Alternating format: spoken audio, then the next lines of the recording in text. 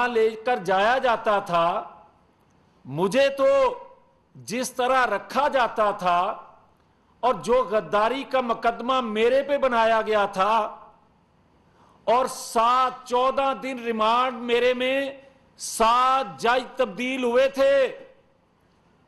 جب مجھے لے کر جایا گیا تھا، گرفتار کیا گیا تھا، تو میرے لواحقین نے ہائی کورٹ میں درخواست دی کہ میرا بچہ، میرا بھائی، میرا بیٹا کدھر ہے، ہمیں کوئی معلوم نہیں.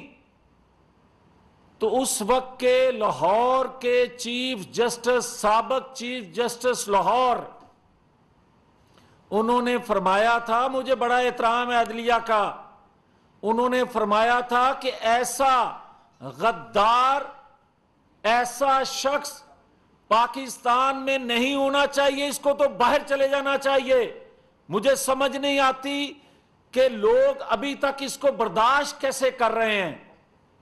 چیف جسٹس سابق تھے لاہور ہائی کورٹ، جو سٹیٹمنٹ دے رہے تھے، اور اس وقت میڈیا سارا موجود تھا. کیا مجھے باہر نکلتے کوئی گولی مار دیتا کہ یہ غدار ہے؟ کسی نے نوٹس کیا؟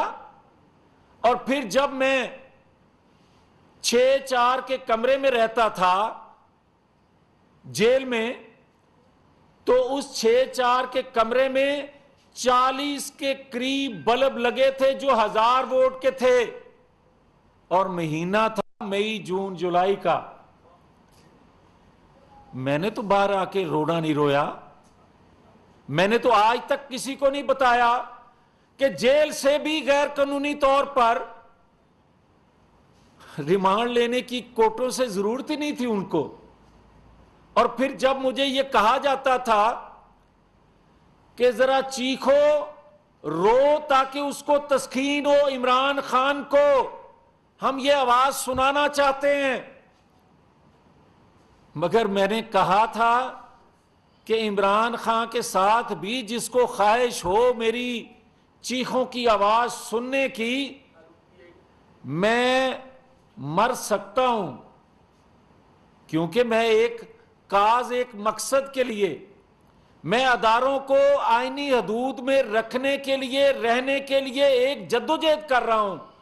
اس کی پاداش میں میرے ساتھ جو ہو رہا ہے، اے شوق دیا منگا نے، میں تو نہیں رویا.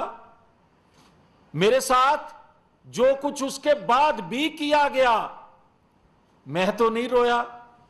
مگر آج جو رونا دھونا ہے، وہ رونا دھونا طوطے کے لیے نہیں ہے.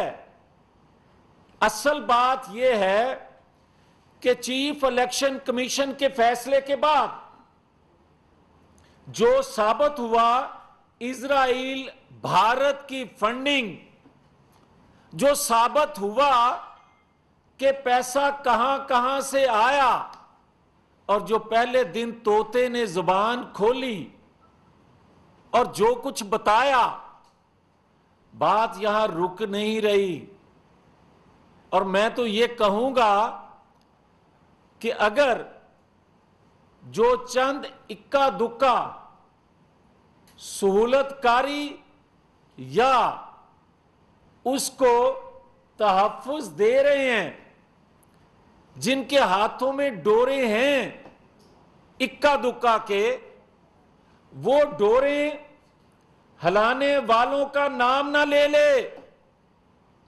جو بات اصل ہے طوطے کے زبان بند رکھنے کی وجہ، وہ یہ ہے کہ 4 سال وزیر اعظم ہاؤس میں اور بنی گالا میں اخلاقیات سے لے کر پیسہ بنانے تک، اور پیسے سے قومی مفادات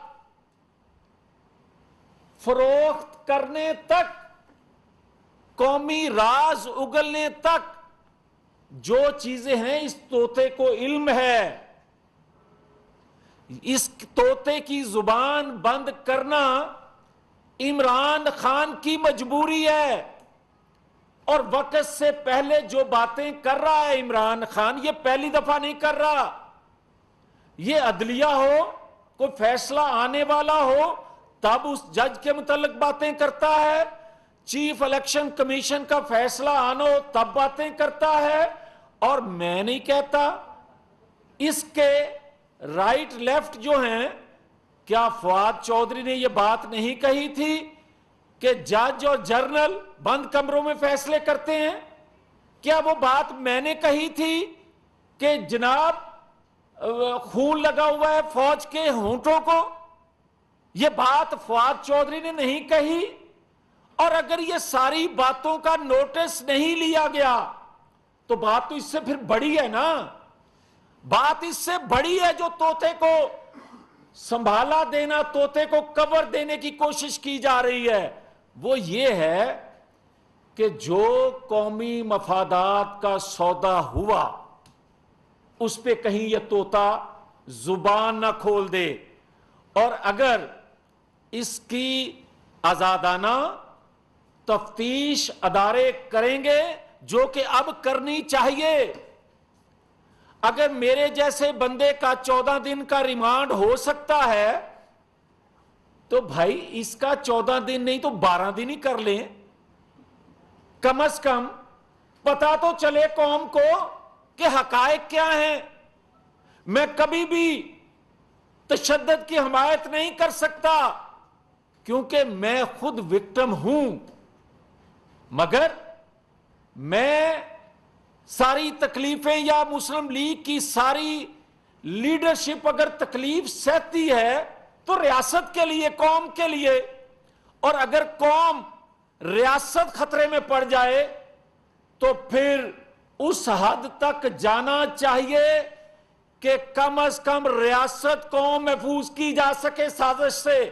اصل سازش تو یہ ہے امریکہ لیٹر لہرانا اور اب ایکس آفیسر امریکہ سے مدد مانگنا، 62 لاکھ ماہانہ اس کو پے کرنا۔ وہ پیسہ کہاں سے آتا ہے؟ ہمارے پاس تو 2 وقت کی روٹی نہیں چھوڑی، مگر اتنا کروڑوں روپیہ اپنی لابنگ کے لیے خرچ کرنا، یہ پیسہ پھر چندے سے تو نہیں آ سکتا۔ یہ تو کسی مفاد کے تحت کوئی دے گا، کوئی ریاست دے گی، کوئی ملک دشمن قوتیں دیں گی۔ میں کسی کو غدار نہیں کہتا، مگر جو میں نے آپ کو کلپ سنوایا، کیا اس کے بعد بھی کسی وعدہ معاف گواہ کی ضرورت ہے؟ اس پر بھی کسی کو تشدد کرنے کی ضرورت ہے؟ اس پر بھی کسی کو نیا ریمانڈ لینے کی ضرورت ہے؟ بھائی وہ تو چیزیں سب کے سامنے ہیں، تو اس پر اگر نوٹس ہاں یہ بات درست ہے کہ کبھی وہ بات کہتا تھا کہ 4 سال مجھے نیوٹرل جو تھے انہوں نے چلایا، اس کے بقول اس وقت وہ نیوٹرل نہیں تھے، مگر